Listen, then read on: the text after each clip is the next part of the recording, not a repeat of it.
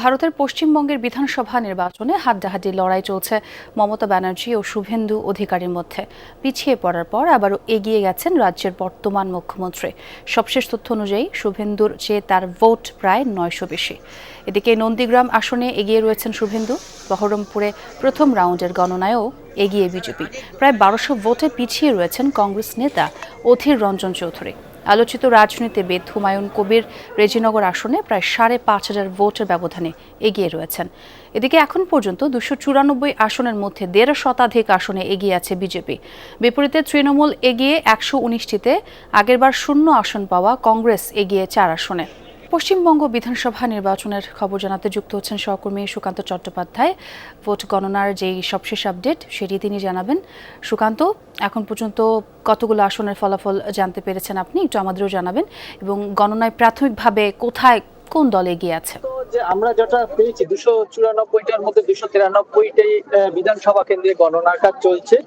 তার মধ্যে ২০৬টি আসনের যে ফলাফল আমরা এখনো পর্যন্ত আমাদের হাতে এসেছে, এর মধ্যে বিজেপি প্রায় ১৩২টি আসনে এগিয়ে রয়েছে এবং তৃণমূল কংগ্রেস ৭১টি আসনে এগিয়ে রয়েছেন। বিজিপিএম একটি আসন, এজিইউপি একটি আসন এবং সিপিআইএম একটি আসনে এগিয়ে রয়েছে। এছাড়া যেটা সব থেকে আলোকিত কেন্দ্র ভবানীপুর বিধানসভা কেন্দ্র, সেখানে মমতা বন্দ্যোপাধ্যায় তৃতীয় রাউন্ড গণনার শেষে তিনি কিন্তু এগিয়ে রয়েছেন ৮৯৮ ভোটে, অর্থাৎ শুভেন্দু অধিকারী থেকে ৮৯৮ ভোটে এগিয়ে রয়েছেন।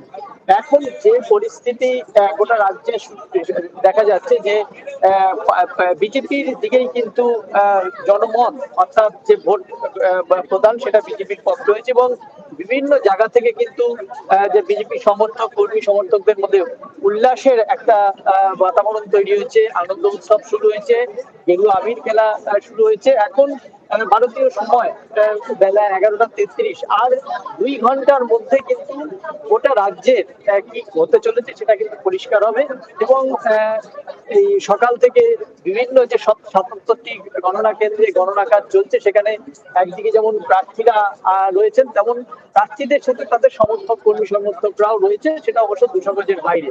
আমি ভবানীপুরে দাঁড়িয়ে রয়েছি, এখানে কিছুক্ষণ আগেই শুভেন্দু অধিকারী অর্থাৎ বিজেপির প্রার্থী মমতা বন্দ্যোপাধ্যায়ের প্রতিপক্ষ দল, তিনি এসেছিলেন এবং তিনি ভেতরে যান, নির্বাচন গণনা, ভোট গণনা কিভাবে চলছে তা খতিয়ে দেখেন এবং তিনি বেরিয়ে যান। তার দাবি যে ১৮৫-ও বেশি আসন নিয়ে বিজেপি পশ্চিমবঙ্গে সরকার গঠন করতে যাচ্ছে।